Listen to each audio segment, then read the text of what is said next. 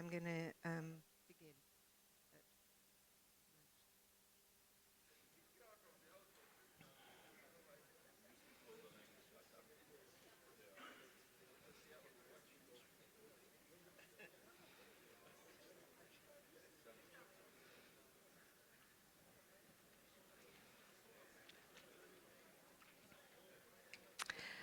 Welcome, everybody. Welcome, everybody here in Geneva, and to all of you who are joining us remotely. This is a really, really important session. Effective partnerships to better deliver at country level. My name is Claire Doule, and I'm your MC. In the first part of this session, we're going to hear from a range of speakers who'll give their perspective on what needs to be in place to forge inclusive country-level partnerships.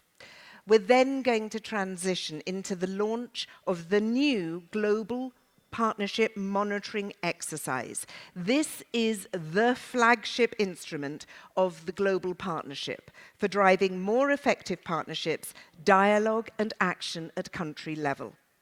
Over the past 2 years, this exercise has been reformed to improve the country-level monitoring process. And early next year, partner countries will lead this multi-stakeholder exercise in their countries. A housekeeping point, one of our speakers will be speaking French, so please have your headsets for translation ready. So in order to better understand the importance of effective partnerships to deliver results at country level, I am really delighted to welcome onto stage Oscar Fernandez Taranco, Assistant Secretary General for Development Coordination. Thank you, sir. Please come and join me over in this part of the stage would be lovely. Thank you.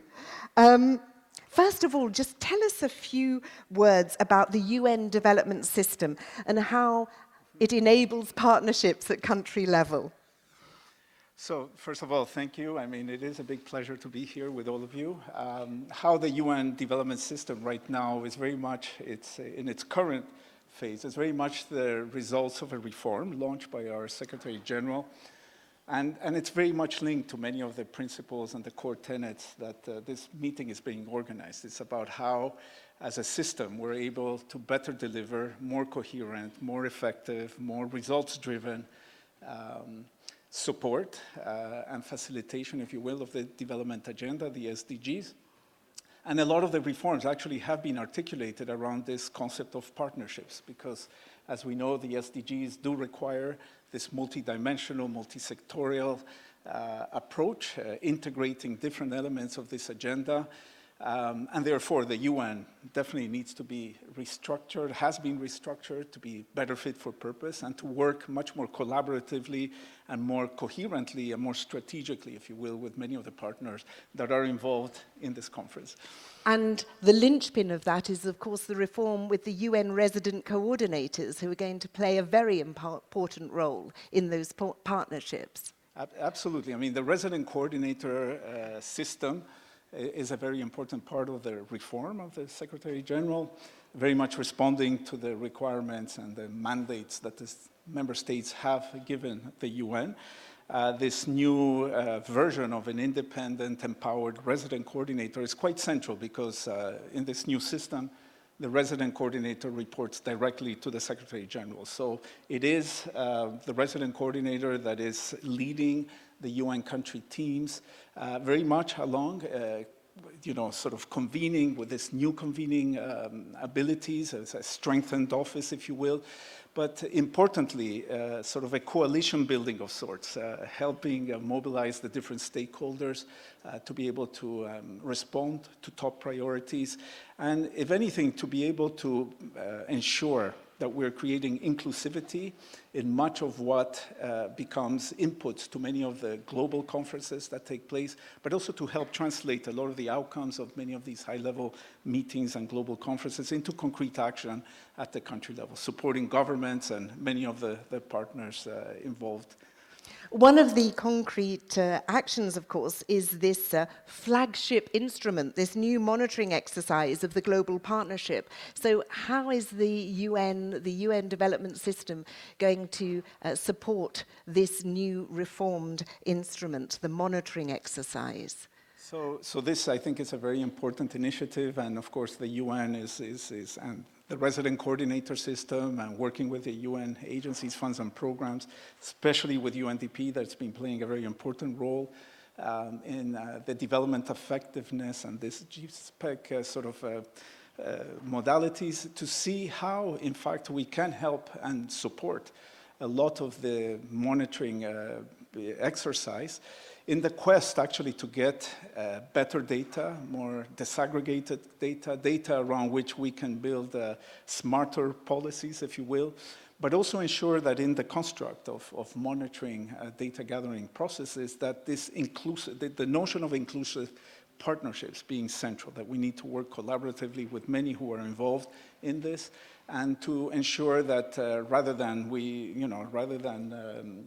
to ensure that cooperation rather than competition actually is the driving force around supporting the concept of national ownership, data to drive more strategic results, and data actually to reinforce this core tenet of transparency and mutual accountability for those governments that embark in this monitoring exercise. And upon their request, of course, the resident coordinator will be there to support and continue to mobilize the partnerships that are required to make this happen. So as you say, it's really important that the national governments get involved, embrace this new monitoring exercise, and of course the UN is there to support them. Absolutely. I think this is a key notion of the partnership that we're talking about.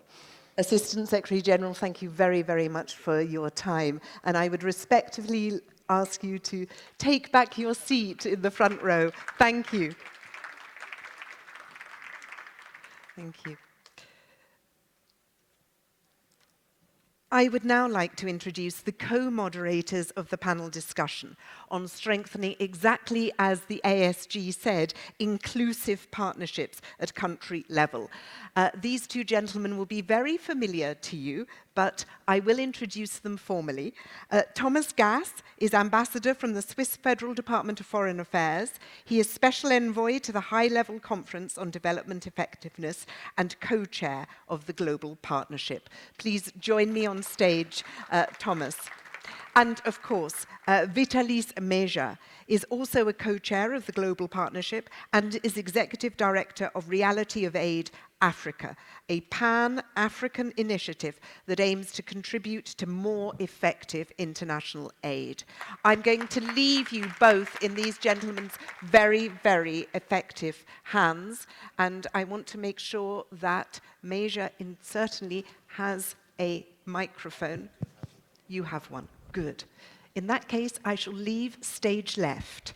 Thank you, Claire, and thank you for the wonderful moderation that you've been giving us throughout this conference. It's really a great privilege. I think, yes, we all owe her a great applause, and we'll get more chances to thank her.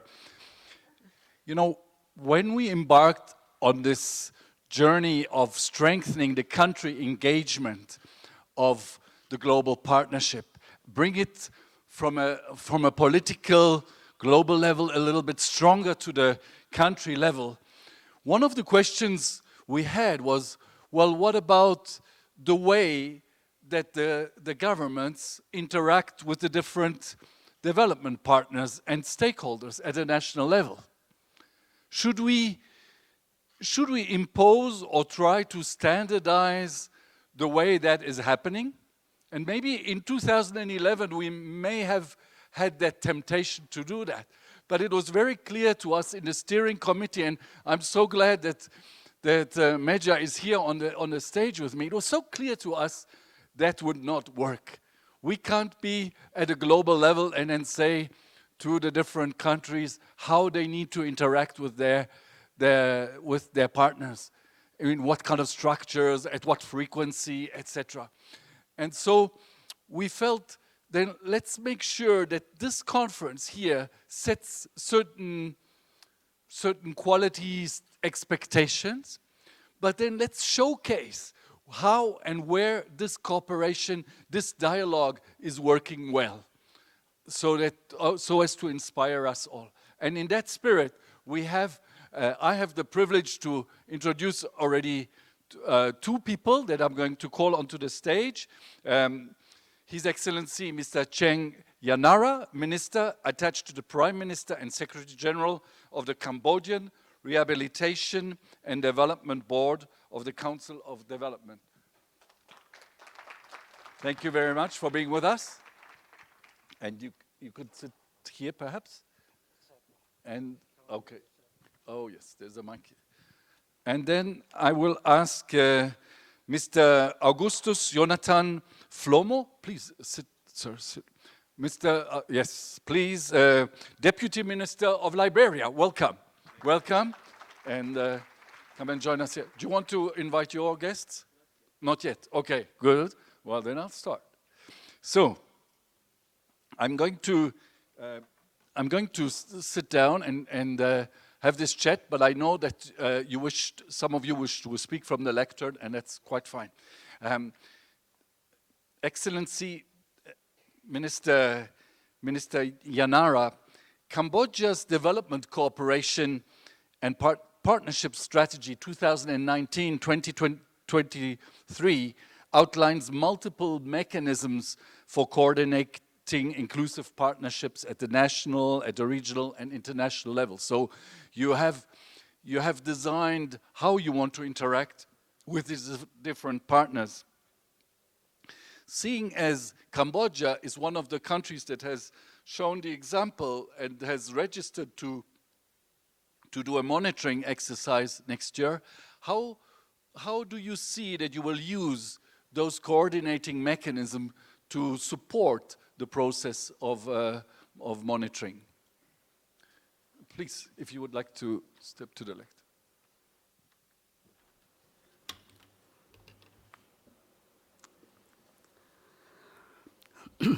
Good afternoon, Excellencies, distinguished guests, ladies and gentlemen. Thank you very much, moderator, for your kind introduction. It's a pleasure for me to physically join you all at this very important Summit on Effective Development Cooperation 2022, hosted by the government of Switzerland. And I'm honored to be invited to speak at these very important sessions on monitoring. The 2022 summit, this summit is very remarkable for two reasons. First, it's the right timing, taking place at the midpoint of the 2030 agenda. The summit put a spotlight on how to better cooperation, strengthen trust, and transform the ways we work together. Second, this summit is taking place within very challenging global, regional, and national contexts. We're talking about global pandemics, talking about climate change, talking about geopolitics, conflicts, competitions, so on and so forth. We're talking about economic recession, high inflation, food insecurities. So all countries around the world are affected by this. Therefore, strengthening the effectiveness of development cooperation and partnership in the use of scarce resources become even more important.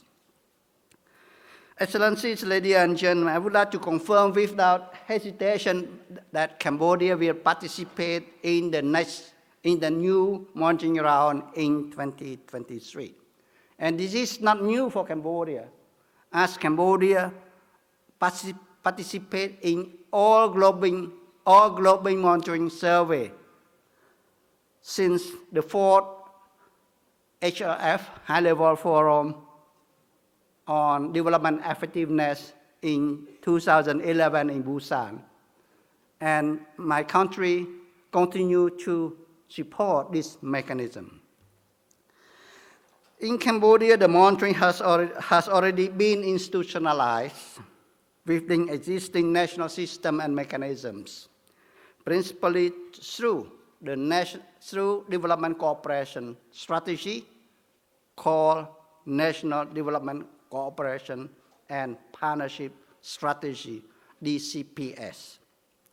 This strategy outlines the objective, goals, principles, tools, but even more important and subject to our sessions, multiple mechanism for coordinating inclusive multi-stakeholders partnership at all levels of the administration, of Cambodia administration. I believe the key is to have a well-managed coordination mechanism and the reliable data system to help Cambodia to institutionalize the global monitoring. And all of these are very well reflected by, first, the strong commitment and support from my government, and especially from the Prime Minister. And second is the value of the monitoring itself. The commitment of my government is very well reflected by strong policy coherence and linkages with national policy by incorporating all development effectiveness principles. We have 4 development effectiveness principles into the results-based KPIs monitoring framework of the rectangular strategy, which is the top government policies. These principles are operationalized by the National Development Plan and fully implemented by the National Development Cooperation and Partnership Strategies. Even more important than that, all development effectiveness indicators has been used as a reference to formulate a rigorous result framework of this partnership strategy. What is the value? The value of the monitoring that Cambodia can benefit from. Indeed, monitoring offers so much value add for partner country like Cambodia. I wish to pick up the most important one. First, at the policy level, the monitoring helps us to inform, to review and to inform the results of where we are in terms of progress and challenges in development cooperation and partnership. In addition to that, the monitoring offers informed policy and recommendation to my government as well as to other stakeholders to address together. Second, the value of monitoring relies on its effectiveness and efficiency. Cambodia demonstrates imperative needs, but also minimal requirements, especially related to reliable database system and proper working arrangement. My office has developed a single ODA database system. 1 minute, please. To promote effective aid management and resource transparency. The monitoring was fully integrated in development cooperation reports. My office managed the system. The monitoring work is done by national staff of my office. There's no external consultant to help us to conduct the monitoring exercise. And the monitoring exercise is very cost effective and no additional transaction costs. Therefore, it's very efficient and effective to conduct all around our global monitoring survey. In return, the monitoring offers opportunity for the government to review, to improve, to consolidate national system and mechanisms. For example, in the case of ODA database, a new feature has been created to respond to the changing development context, both at the global and national context. For example, new feature has been created for climate change. We can capture ODA on climate change. We can capture ODA on gender mainstreaming. We can capture ODA on ODA support to COVID-19. We can capture on ODA support to social protection because of the living condition is very well heavily affected by COVID. So we have formulated a package of social protection, and we can capture how much ODA has been provided to support social protection in Cambodia. I think that I respond to the questions, and thank you for your attention, and we wait for your questions. Thank you very much. Thank you so much, and thank you for the leadership that you're taking, Excellency, with your ministry in leading the monitoring system. I'd like to now turn to His Excellency Augustus Jonathan Flomo, Deputy Minister of Liberia. How are you making sure that everyone is around the table when you're preparing your monitoring round, as it will come up as well? And how do you connect with them? Maybe let me stand here quickly and run through a few things. Thank you. Thank you very much. So a few things that came to our mind when we figured that we're having challenges with dealing with our monitoring system and reporting in Liberia. So we wanted to know, what are we monitoring, what are we collecting, what are we reporting about, what progress are we making, who is contributing what, where is it coming from, including government resources and donor resources, where are they going? So around that, we thought that it was important for us, just keep it right there for me. We thought that it was important to build a system that will first allow us to track the information across Liberia.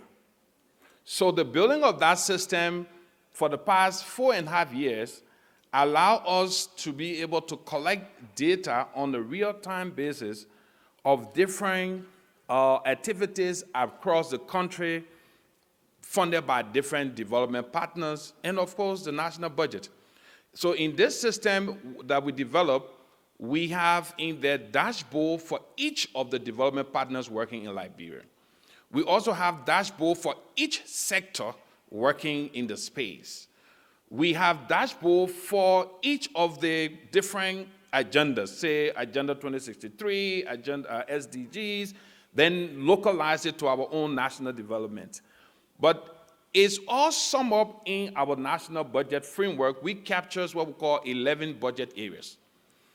All of these agendas, whether it's the national agenda, whether it's the SDGs or the Agenda 2063, they're all captured into 11 budget areas that the government of Liberia reports on to the national legislature. Just slow down and go up a little bit. I want to just show if you have the PowerPoint here, just the graph.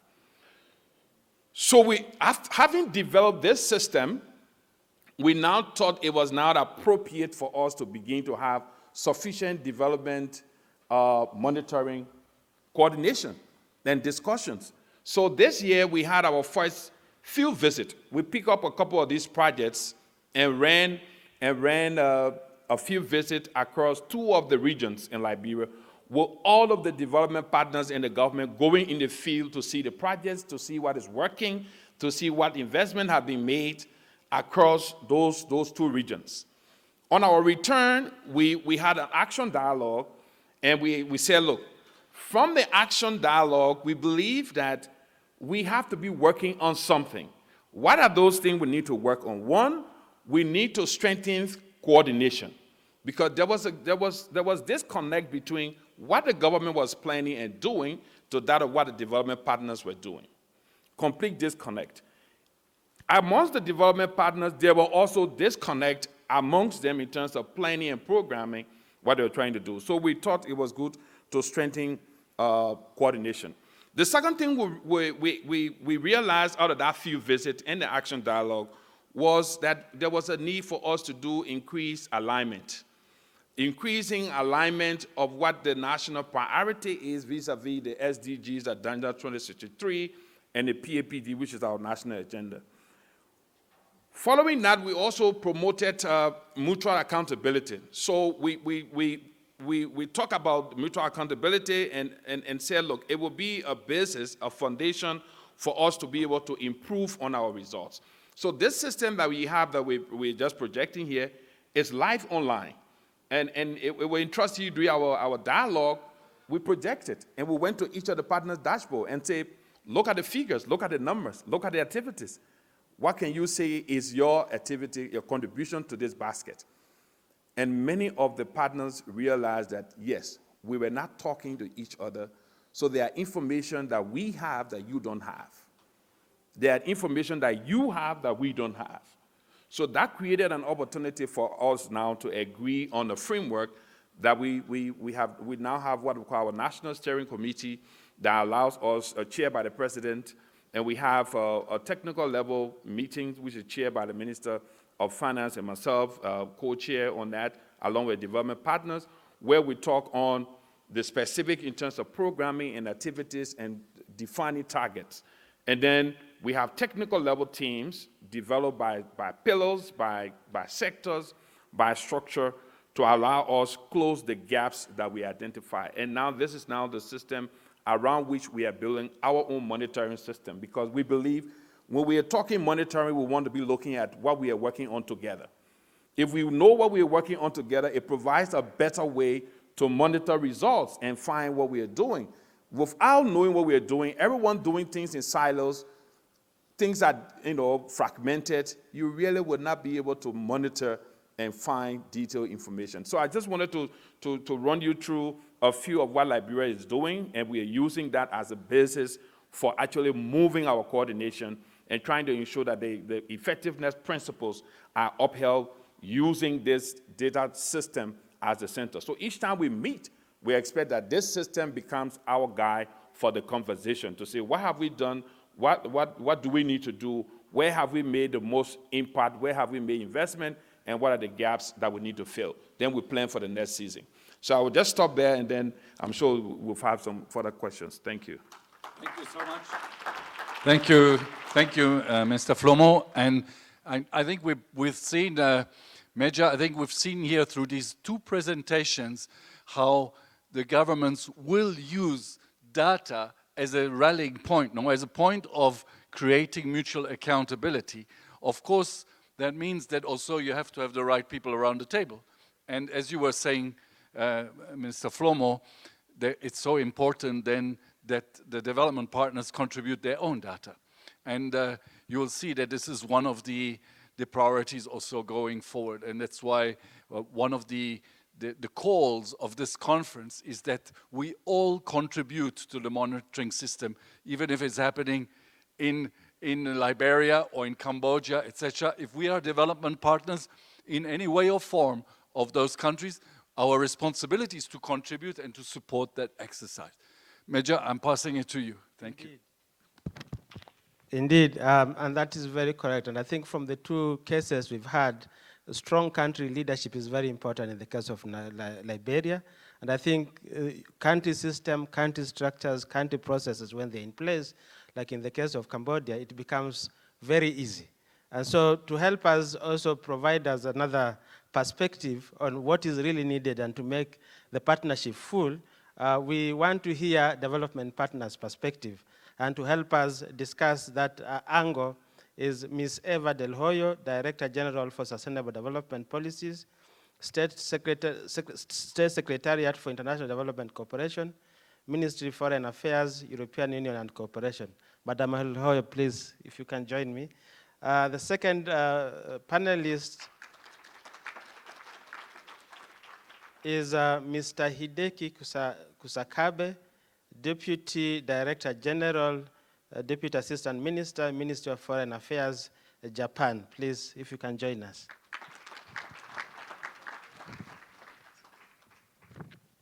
So thank you very much. And indeed, just picking up from the two discussions we've had, Ms. Eva, recent reviews of the Spanish Development Cooperation really allowed your processes of having a very strong and inclusive partnership framework based on inclusive dialogues.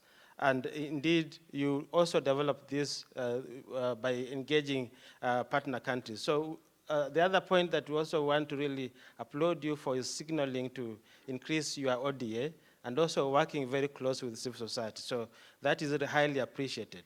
Now, based on these experiences, we just wanted to find out, what challenges have you faced in building inclusive partnership, and what insights can you offer partners who are seated here as they plan to work closely at the country level?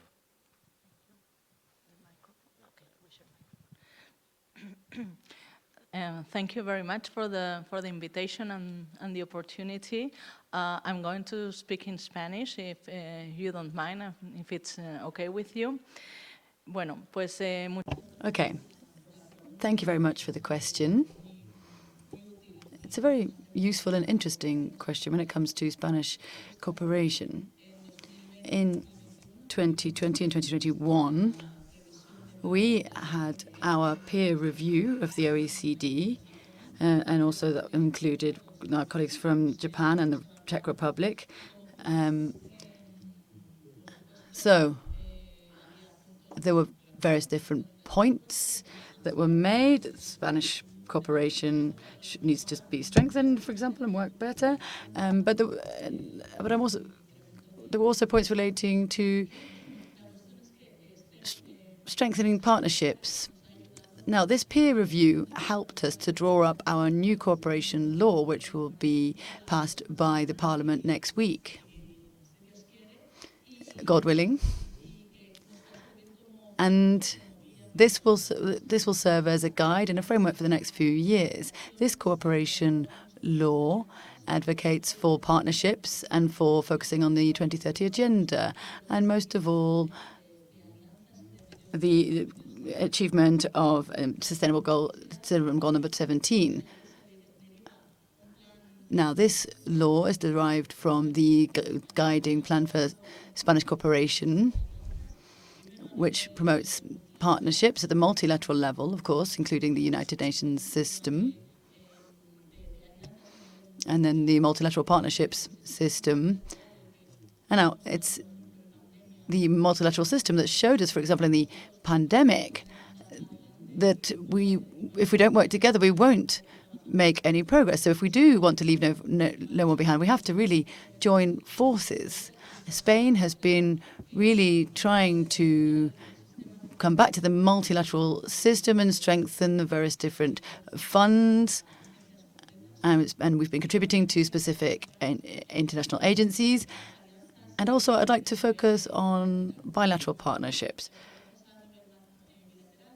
At the bilateral level, we've been setting up country association agreements, and this involves us really setting up a genuine partnership and association with different countries. We have these advanced cooperation agreements with certain countries as well. And these frameworks are very useful for trying to work on the basis of the effectiveness agenda. So we work in a horizontal manner with partner countries. We trying to set up a political dialogue to make sure we understand the needs of our partners. We're trying to make sure that we can align with the national development plans of the different countries. We've been working with countries on their specific needs, and we've also been looking at a broad range of priorities. We don't set our own specific priorities. We look at social, economic, and digital, as well as environment-based transitions and priorities. But we also make sure that we incorporate these priorities based on an ongoing dialogue process with the different countries. What we want to do is create partnerships that we can really see bear fruit.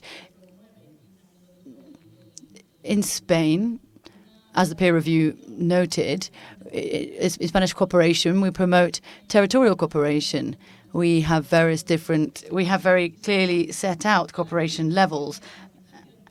And what we're trying to do is coordinate and harmonize all different donors, as well as ministries, and then the local authorities, local entities, and civil society. And we're trying to replicate this structure with our partner countries to really take a locally based, inclusive approach, building partnerships across the country, strengthening institutions, and working hand in hand with local authorities. Now, in this new guiding plan, we're trying to make these agreements more flexible to account for situations when, for example, human rights need to be focused on more with civil society. And on those topics, we can set up specific dialogue processes with the different governments. So we're trying to really take a local approach to the agenda. And a few months ago, we set up a center in Spain to focus on this, because we really believe that the SDGs need to be implemented in the places where these issues are most relevant. As we carry out institutional strengthening with our partners as part of Spanish cooperation efforts, then this includes monitoring exercises. And when these exercises take place, we try and strengthen capacity in partner countries, and also including their tax systems. And Spain really supports them in all of those endeavors. Thank you. Thank you very much. Indeed, you see the importance of monitoring and peer reviews and what they can do at the national level, where it's leading to a new policy framework, new behavior change that we are envisioning. And I just wanted to find out from that, because we are talking about country-level action, and we know Japan has a long history of presence in the partner countries. Based on your experiences, what do you see as success factors that partner countries need to put in place in order to be able to bring everybody around the table and have a very successful and inclusive discussion? And what do you see as your role in that regard? Thank you very much for inviting me to here. And I will introduce some Japanese things. And I think the keyword is the GPEDC's effective principles is maybe the keywords. That is the 4 principles, I think, on the country ownership, and focus on results and inclusive partnership and transparency and mutual accountability. That 4 words will be the keywords, I think. And Japan's long been implementing these effectiveness principles in development cooperation. And let me share a few thoughts from our experience. And donor coordination is indispensable, whether you are an ODA provider on South-South cooperation for effective assistance to partner countries. And every donor needs to share information on its assistance, learn each other, and review the policies and programs are necessary. Then you can fulfill your responsibility to ensure transparency and accountability to partner countries and other actors. In recent years, actors in development cooperation have become more diverse, including emerging donors. So this GPDC summit is a great opportunity to reaffirm the responsibilities of all of actors to take actions based on the GPDC's effectiveness principles. And I would like to urge all actors make sure to participate in coordination meeting in the field as a part of the community. And it is also important that partner countries have ownership in setting their own development priorities and ask other actors to respect them. And partner countries are sometimes passive as they are on the receiving side. But this should not be an excuse for donors not to ensure transparency and accountability on their assistance. Yeah. Thank you very much. Indeed, that is very, because I think from these two discussions, we really see a very important role for development partners. One, first of all, development partners must be willing to engage and participate in the country processes and structures. And it is also important that donors are really willing to be partners with the government in making sure this agenda works.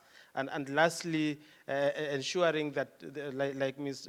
Hoyo said, the idea around supporting country structures and country processes is very key, and doing that in a multi-stakeholder level. I think that is very critical. Therefore, I'd like to give it back to you to take the next segment. Thank you. Thank you. Thank you so much, Major.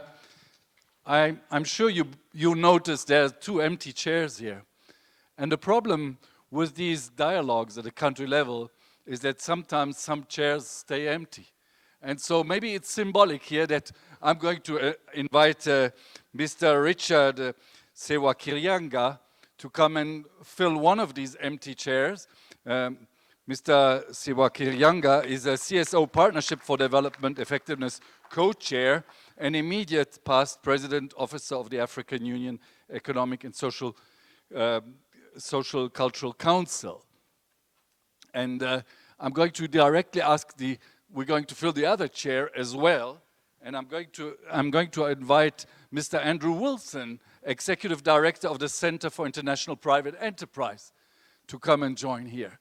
And I think you all see where I'm getting with this. These country dialogues are only complete and are only, let's say, compliant, if I say, with the principles of development effectiveness if we have the different stakeholders around the table. So, Richard, if I may call you by your first name, you heard now the commitment from partner countries is there, the commitment from the development partners is there. Are you satisfied?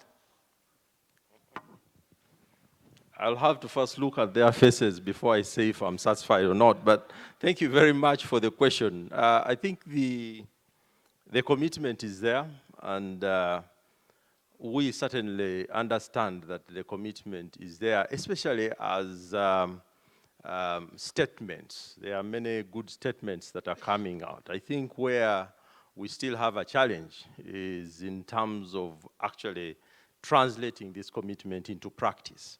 And let me say 1 or 2 things where practice would be important. I think when you look around the globe and see the number of civil society organizations, philanthropic organizations, private sector, and other professional associations that are struggling with the legislations that govern them, it shows you that that is where we need to see commitment. So to create legislation that allows for these non-state actors to thrive is critical for development effectiveness to happen. It means legislation that can allow businesses to grow, that can allow innovative financing to be leveraged from philanthropy, that can allow NGOs to thrive and be development actors in their own right, and all those kinds of things. So I think that for me, that's where I would like to see commitment. And of course, the other thing is commitment also needs to be seen in terms of how the dialogues happen, that they should be meaningful, they should be allowing people to be humble enough to listen. Because, sometimes at country level, you sit in a dialogue And you are not sure if you are speaking to each other or you are speaking at each other. And I think we need to find a way in which we can create conversations that are healthy, that are building a new culture of doing development. I think the crisis that we have faced across the world has told us that you cannot run any one direction or the other. We all need each other. It doesn't matter which sector you come from. And I think for me, that's the kind of messaging I would like us to see if we are going to see an enabling environment and commitment. And lastly, I think for civil society, especially for our development partners, is to see if there are ways in which we can find financing, provide financing that is empowering. Empowering in a sense that it's not just a lot of money, but it's money that actually helps institutions to be resilient, to grow. Instead of projectizing life, you give core funding. Instead of giving things that are not relevant in certain places, you listen and localize and respond in a manner that strengthens the local population. Those kinds of things, because I think when you have those two, you have good legislation, you have resources that are empowering, then at least that will be an enabling environment that can allow for these non-state actors in their diversity to grow and be strengthened. Thanks. Thank you so much. So it's the enabling environment that's important. Now, if I can turn to you, Andrew Wilson, and the private sector has paid its dues in a sense because you actually adapted the effectiveness principles to the private sector through the Kampala principles in which you were personally very much involved. So what is the next frontier? What are you expecting from this partnership so that you can participate and be part of the force vive, let's say, of the development? Well, first of all, I think the enabling environment question is really critical, and I want to commend you for making that point, because it's just as important for the private sector in that regard. I also would just put the challenge out in sort of looking at the next phase of development cooperation in terms of looking at different ways of partnership with the private sector. The private sector can be a partner in solving problems. It has different motivations, and it has different ways it can contribute to programs. I'll give you an example of one that we work on called the Global Alliance for Trade Facilitation, which is a multi-donor, multi-stakeholder effort to implement the WTO's trade facilitation agreement at the country level. What was interesting in the agreement was that it mandated participation at the local level with stakeholder groups to discuss what reforms needed to happen in cross-border trade to make things move smoother. And we've seen all the supply chain problems recently to understand that this stuff matters. But the approach taken by the Global Alliance was to look at what companies could bring non-financially to the discussion. So it worked at both a global level and a local level. At the global level, there was an element of co-creation, which I really want to stress is also, it's not just about early strategic dialogues. I think if you're going to have a rewarding experience with the private sector, co-creation, co-governance of programs is really critical. That way you get buy-in and you make sure you're getting the impact from all the stakeholders that you're looking at. But the Alliance brought together major shipping companies, major freight forwarders, all sorts of large groups that understand things like logistics. They understand what happens at the border in reality, and we often have that reality gap between what we aspire to in policy and what actually happens on the ground. And so by bringing these companies to the table at the local level, governments and donors were able to understand where the pain points were and how to develop very specific interventions to address them, and to address them in ways that they were actually impactful and measured. And so I think when you start thinking with the private sector on this, the private sector was even including measurements and metrics to help governments decide when things were progressing. So I think that's a great example of thinking outside of the box a little bit. But it requires taking risk for donors and companies, because it is a new kind of relationship. And I think we were very lucky with our donors within this program, because from the very start, they understood that it was innovative and that it was iterative, that mistakes would be made and they would learn from those mistakes, but that also the success and the chance for upside was really high.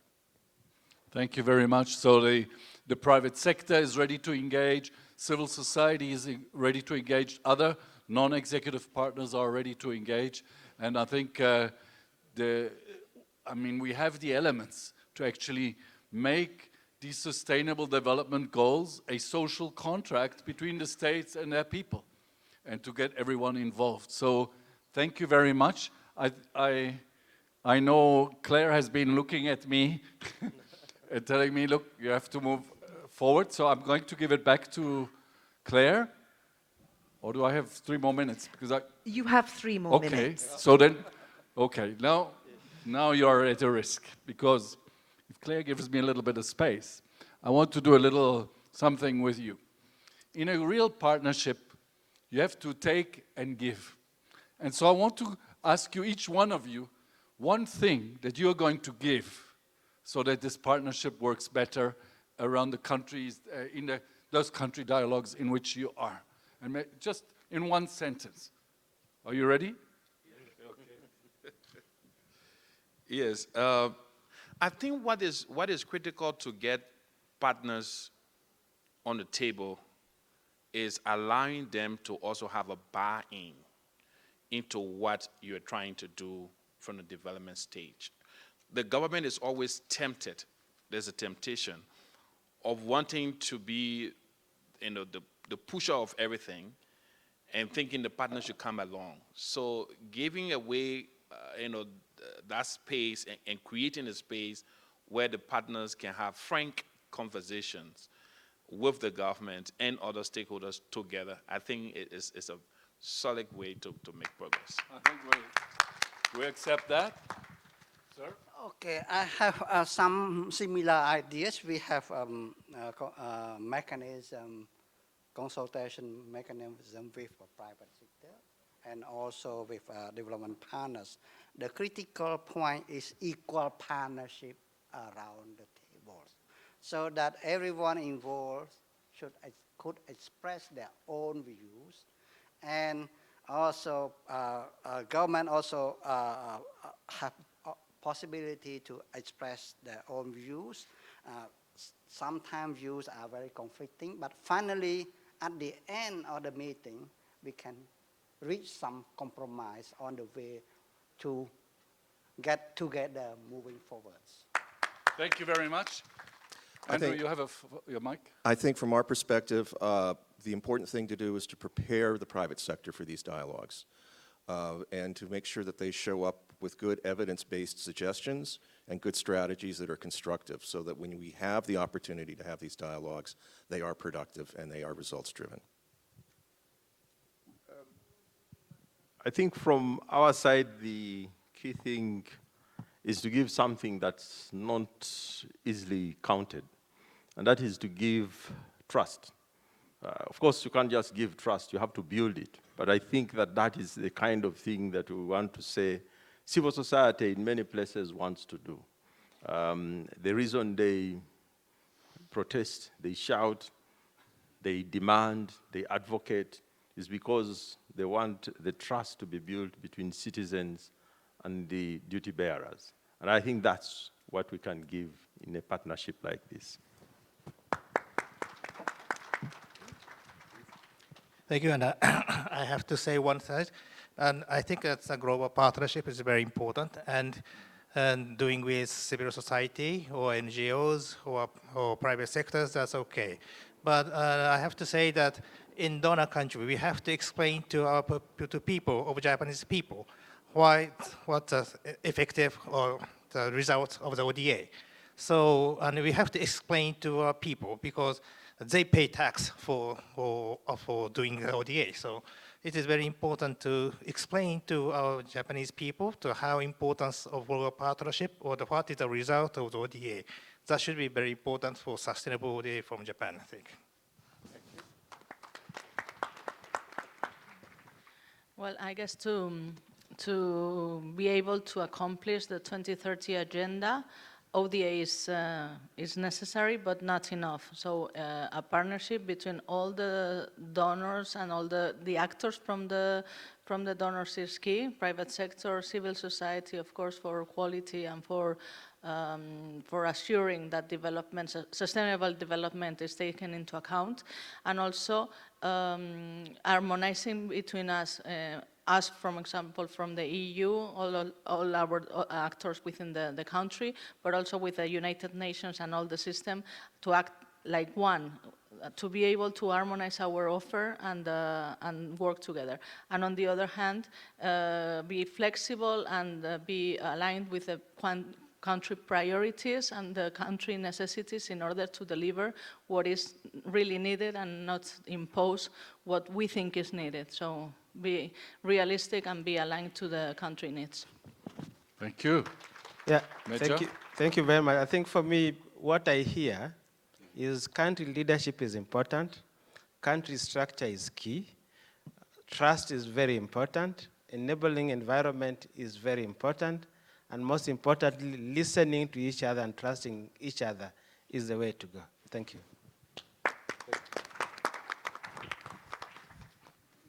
Back to you, Claire. Well, thank you very, very much for your substantive insights, the speakers, and also for our two masterful moderators, and for keeping it very much on time. We are now going to transition to the important part where we launch this monitoring exercise. We are going to have to change the stage, so please stay with us. It's going to be a very, very short transition before we go to the monitoring exercise part. So thank you very, very much. A round of applause for our speakers and our moderators, and please stay with us.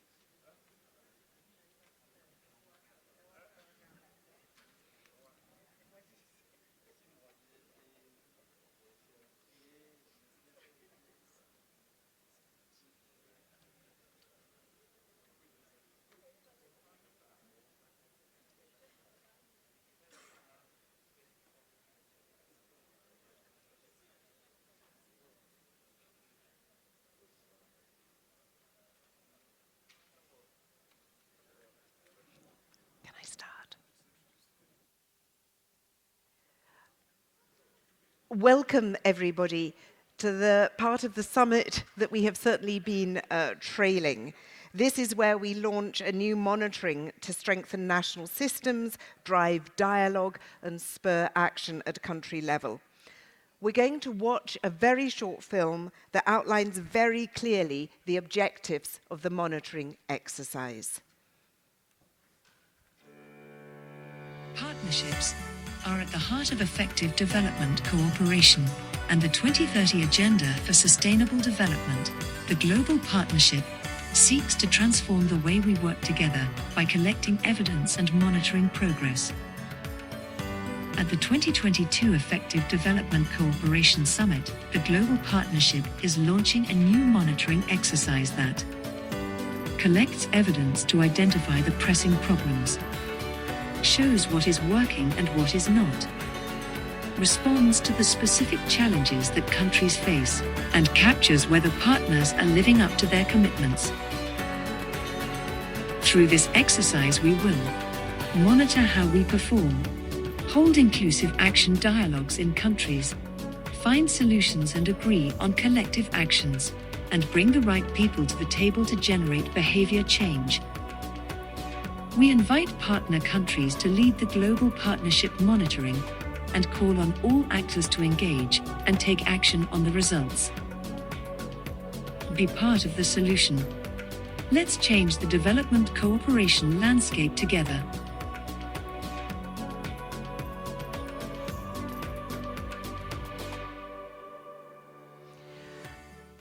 We're now going to hear from an international and a regional perspective on why this monitoring exercise matters. Since the creation of the Global Partnership more than 10 years ago, OECD and UNDP have played a really key role in supporting the monitoring exercise.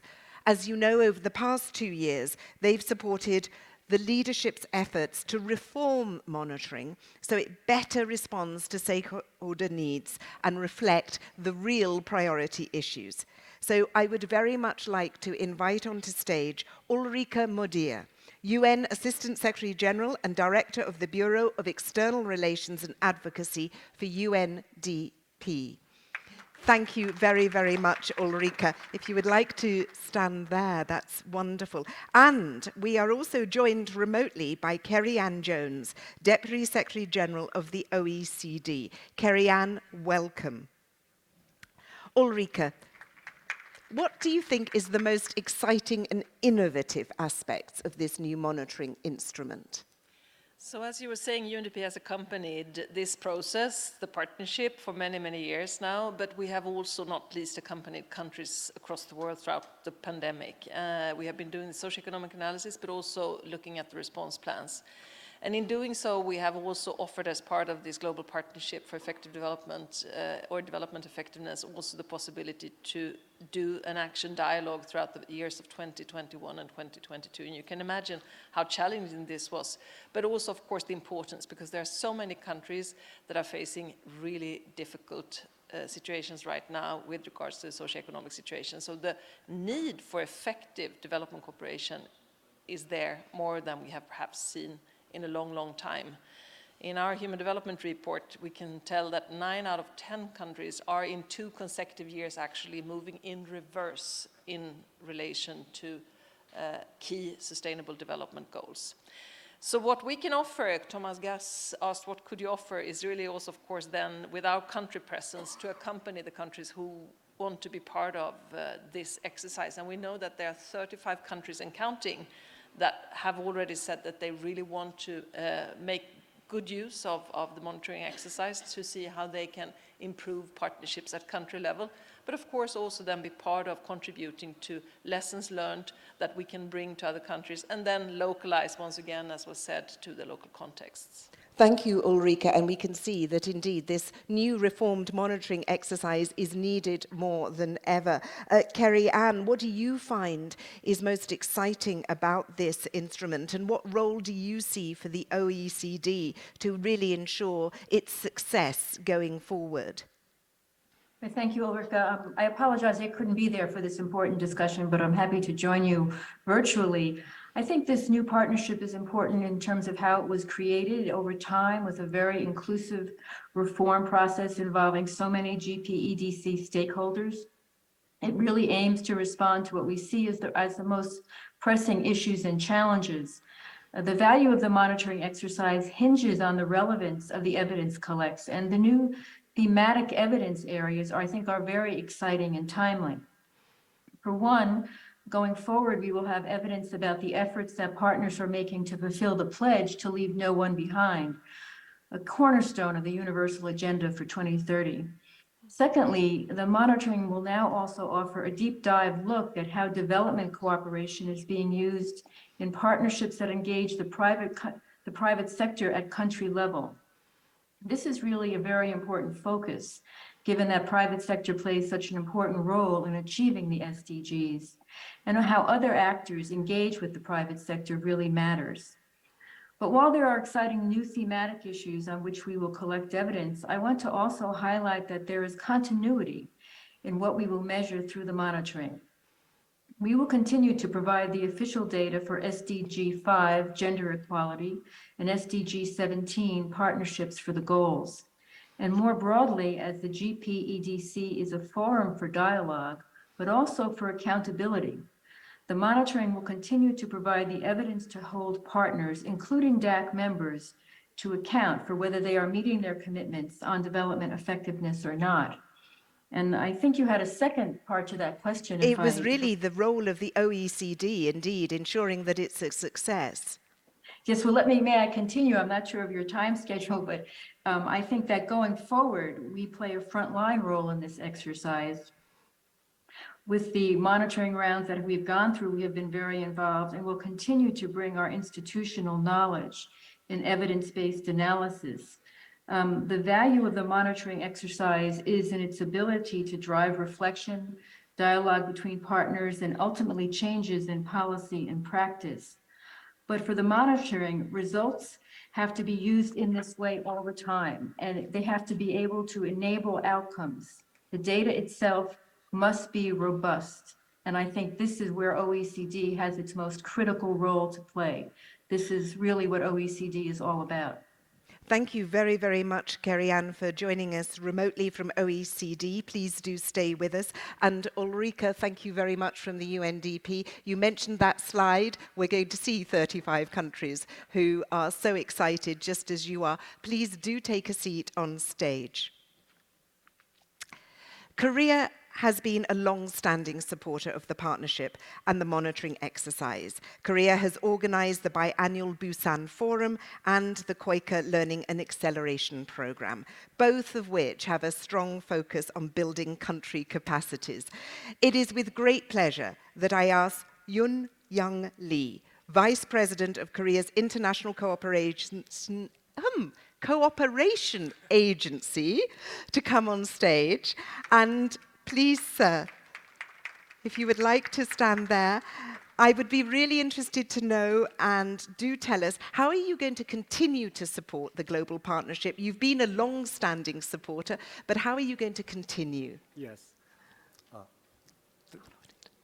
Thank you for your kind words and introduction to this final session. Actually, before starting my presentation, I'd like to say, because our 3-day summit is coming to a close, so I'd like to acknowledge the strenuous efforts by 3 co-chairs and then steering committee, also UNDP and OECD as a secretariat. Without their contribution, we couldn't gather here with a very big achievement. For example, we are on the verge of the official launch of the new the exercise, monitoring exercise starting next year. Actually, you already point out that Korea has a very long-standing supporter of the GPEDC and the economic effective cooperation, development cooperation. Actually, we have contributed the establishment and the development of GPEDC, as you mentioned that Busan High-Level Forum 2011 endorsed 4 principles of economic development cooperation. And then according to the first commitment of the GPEDC high-level meeting, our Korean government hosted now 6th time Busan Global Partnership Forum. Also, at the same time, KOICA, Korean International Cooperation Agency, as now we are conducted a 5-time LEP. You already mentioned that the Learning and Accelerating Program since 2014, now 5 times. We found that we are partner countries.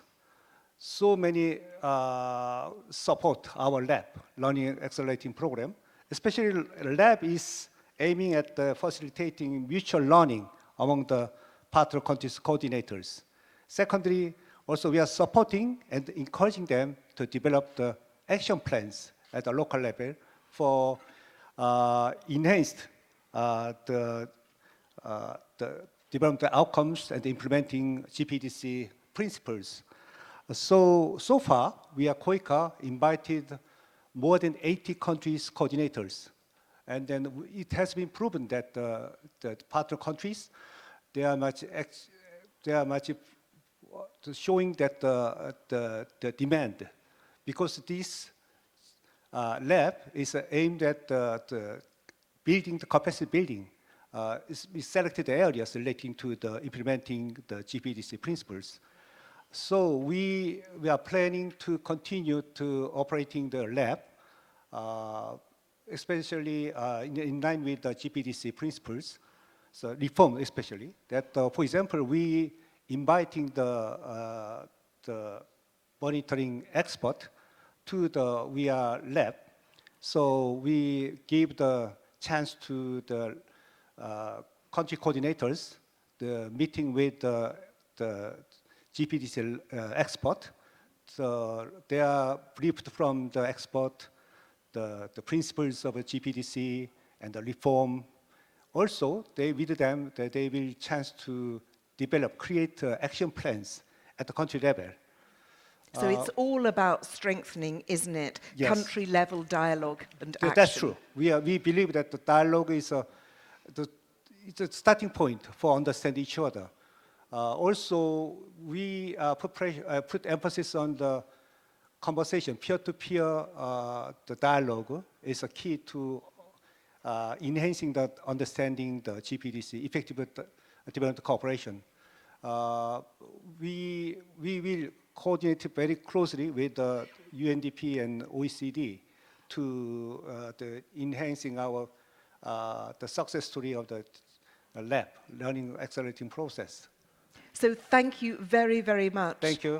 For your long-standing support, and also, of course, as you say, the collaboration with OECD and UNDP. Yes. Sir, I would like to ask you to take a seat, indeed, next to UNDP. So, let's get a regional perspective now from Africa and Asia, and I'm going to ask these two gentlemen to come at the same time onto stage. First of all, from NEPAD, the African Union's new Partnership for Africa's Development, as you know, is supporting African countries to catalyze action for Agenda 2063 through development effectiveness. And the Asia Development Bank has promoted the development effective agenda in the region. So we have the two Bobs who are going to come on stage. I'm first going to ask Bob Kalanzi from NEPAD, and please at the same time, Robert Schulhammer from ADB's European Representative Office. Please do come on stage. And a round of applause for them, why not? If you would like to stand here. There we are. Let's start with Africa. So how do you think that this exercise is really going to help countries advance partnerships, and how do you plan to support them? Thank you very much. From our end as the African Union Development Agency, we are charged with the implementation of Agenda 2063. As you know, it's the 50-year blueprint for Africa that is implemented in 10-year cycles. This is a reflection of the national development priorities, and it has about 90% convergence with the Agenda 2063. So one of the key opportunities, the first one, is that currently we are undergoing an evaluation of the first 10-year plan. And in 2023, the heads of state and summit, our heads of the union, the presidents, will be endorsing the new 10-year implementation plan. So that is the first opportunity as we roll out this monitoring we see from our side to support the countries. The second is that we have been supporting the African countries through the African Development Effectiveness Working Group. This came out of Busan, but mandated through our African Union Heads of State in 2012 to create a mechanism to support the 55 countries. As you know, Africa is a complex continent and the largest recipient of development cooperation. So we took it upon ourselves as the development agency, which is mandated to coordinate African position on global affairs, to then coordinate both the voice of Africa as well as the implementation of initiatives such as the monitoring at country level. And then I think lastly, I would like to add that I think the GPEDC and us have had a very good relationship because we have taken advantage of the leverage the AUDA has as a political convener on the continent to sustain the technical dialogue at national level and the political dialogue. So going into the new monitoring, we see this as a key opportunity for us to really work with the countries and provide this backstopping and also allow for some decentralized approach, the global light, country heavy, that connectivity at the regional perspective to allow for that monitoring to work. Bob, thank you very, very much for your remarks, and I would very much like you to take a seat with the other esteemed speakers. Asia, Bob, you were involved in the high-level dialogue on Asia. A very quick readout on what that said, and then, of course, let's move forward to the ADB's role in this monitoring exercise. Gladly, and thank you very much for having us here today. And I think ADB is one of the first converts among the multilateral development banks to the results system. Actually, about 20 years ago, we adopted results. I was in charge of actually putting it into our work program. And I asked, what is this all about? And it's what was said in the video. It's about what works. So we now have $140 billion worth of investments across Asia Pacific, which have quite a pretty effective tracking system. So but it's really not about what works so much for ADB. It helps us a lot to guide our investment. Yesterday at the Asia session, it was all about how do we match results with money. And we focused on the climate discussion, not least after the COP, because we have wonderful, lofty ambitions for what we want to do with climate, but we are far, far behind. There is a massive financing gap. We have rather empty slogans like billions to trillions. So how do we actually make that happen? Results are utterly key, because it's not just ADB as an investor which has to decide what is best for our money to get the return. We heard that from the private sector yesterday. I think as we heard from Japan just now, also this is donor money. We know donor budgets are squeezed more than ever before. It's so important that people feel that the money is well spent. It has a return, utterly critical right now. But one thing which came out of the Asia session yesterday, we heard everything from mountains of Tajikistan to the mangroves of the Philippines. What is the outcome in a country? That's not for ADB to determine or any donor. That is for the country to determine. And the ultimate arbiter, of course, it's not a government. It's not an ADB. It's actually the people of the country. So framing this process in a manner which isn't an abstract theoretical thing, but is really designed around moving money, that's very much what we are happy to do. And we're very happy to work, of course, sharing that knowledge, helping our developing member countries build up the capacity, the civil service, the IT. It's complicated. And we're very happy to be part of that process. So we're very glad for this initiative and glad to play our part. Thank you. Thank you very, very much for your contribution, sir. Please do take a seat.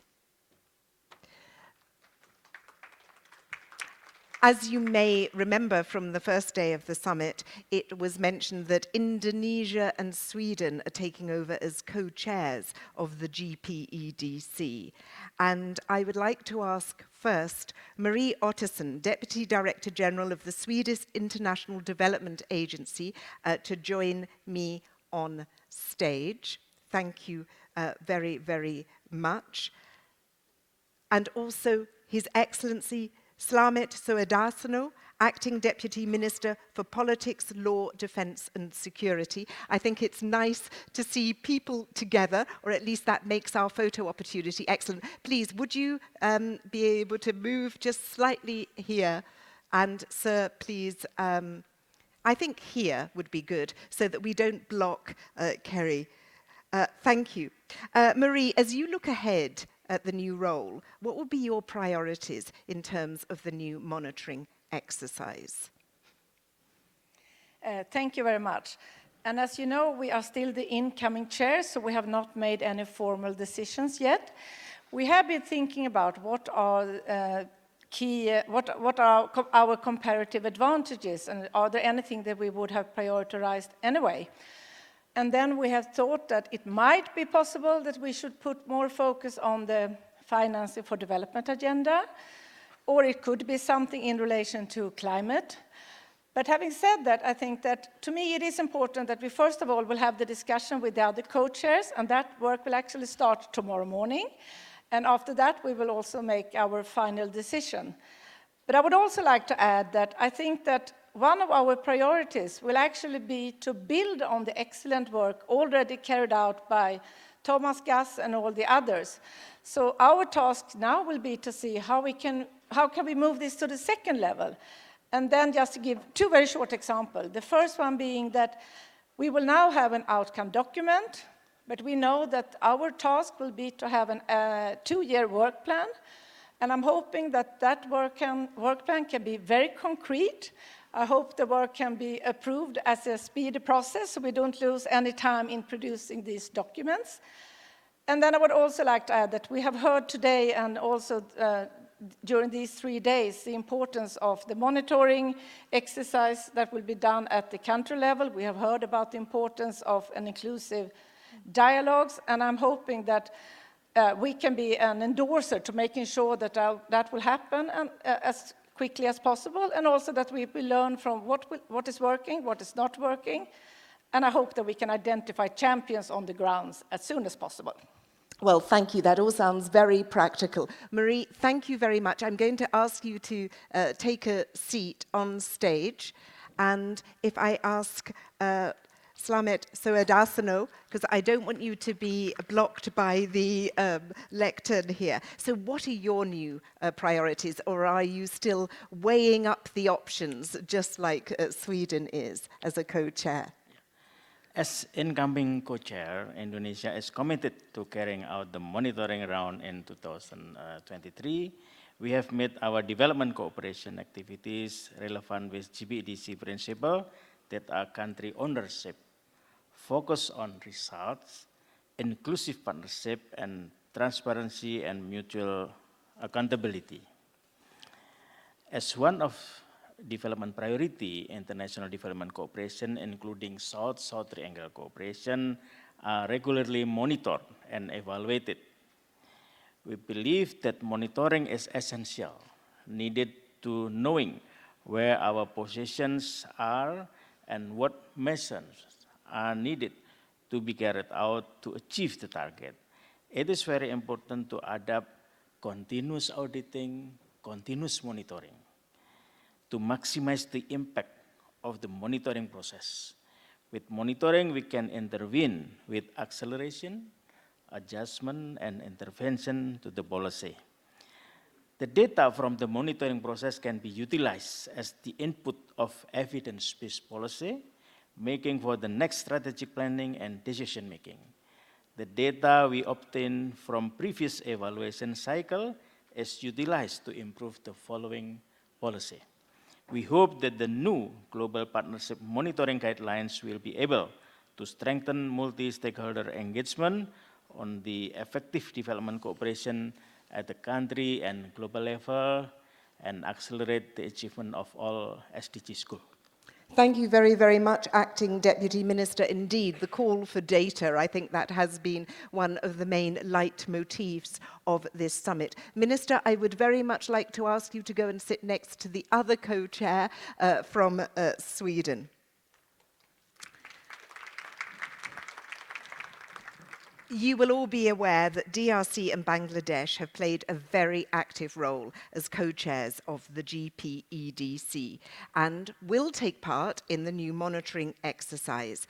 I am going to ask Ms. Tanya Mokolo Njoli, Member of Parliament, to speak on behalf of the Minister of State, Ministry of Planning in the DRC, Christian Mwando Nsimbo Kabulo, and to come and say a few remarks at the lectern. Thank you.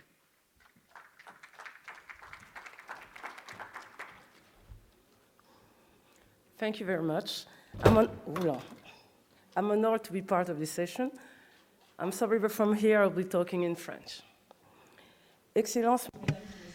Excellencies, ministers, ladies and gentlemen, representatives of the technical and financial partners, ladies and gentlemen, the monitoring by the Global Partnership is designed to inform stakeholders about how the commitments are being implemented. This is a key way to improve the partnership and to improve country-level dialogues. It is there has been an ambitious reform of the monitoring in 2020. As a result of this review, after consulting stakeholders, the new Global Partnership monitoring exercise has been designed to move its work program forward, to strengthen efforts towards effective development cooperation at national level. It is more flexible, it is more inclusive, and the results will feed into discussion and dialogue that must take place in order for behaviors to change. On behalf of His Excellency Christian Mwando Nsimbo Kabulo, I would like to assure you of our support for the institutionalization of the monitoring process, which is not the case at the moment, and also more balanced financial and technical resources for the countries. We call for a global commitment from development partnerships to take part in the monitoring. We also call for digitalization of the monitoring and faster implementation of unmet commitments like transparency and strengthening statistics and data, and also ensuring technological transfer and the various components that we call for in this process. As a partner country, we support the adoption of this for it to be deployed in 2023, and we support the messages that have been shared here and that we believe will guarantee its success. Thank you very much. Please do so. And it's now my pleasure to ask Mr. Abul Kalam Azad, Deputy Secretary, Economic Relations Division of the Ministry of Finance in Bangladesh, to also say a few words. Distinguished delegates and participants, Excellencies, ladies and gentlemen, it's an honor for Bangladesh and pleasure for me to be here in this session, declare the adoption of new monitoring exercise. Here I am speaking on behalf of Ambassador Muhammad Sufiur Rahman, Permanent Representative of in Geneva, and I take the opportunity to remind that Bangladesh participated in the all monitoring exercise. Those are held in 2014, 16, and 2018. And as we considered it a flagship program and very prestigious one for any country. In the last Steering Committee meeting, it was 24th Steering Committee meeting, Bangladesh committed to participate in the 4th monitoring round. So far I know 35 countries meanwhile have committed to participate. Here we reiterate our commitment to fielding new monitoring exercise in 2023. We hope more countries will commit and mobilize their support to the 4th monitoring round. To maximize the objectives of GPEDC, I feel the importance of institutionalization of monitoring exercise at country level and inclusive participation at country level. And also we feel importance of deployment of a dedicated team by the country government at country level. And we feel dissemination of monitoring results, engaging different development actors, above all, mobilization of high-level support and political commitment. And in our country perspective, we understand that engagement of UNRC is very important to effectively deal the monitoring exercise. My heartfelt gratitude and thanks to the joint support team here, steering committee members, and my fellow co-chairs who provided intensive support to the new monitoring framework and process. Finally, Bangladesh hopes the success of the fourth monitoring round towards positive behavioral changes of development actors. I declare here new monitoring exercise adopted. Thank you all. Thank you very much, Deputy Secretary, and please do take a seat. So, we are delighted that so many countries, 35 to date, have agreed to lead the monitoring in their countries. So please, let's recognize them and encourage all stakeholders to engage in the new monitoring exercise going forward. And you will see the proof indeed of how many people have registered expressions of interest. A round of applause, I think, is needed at this stage. I would also like to ask everybody who's on stage just to stay on stage, because our photographer Sven is here with us and would very much like to take a group photo for this historic occasion. So Sven, here you are. I will get out of the way. It's up to you now to take the group photo as you would like.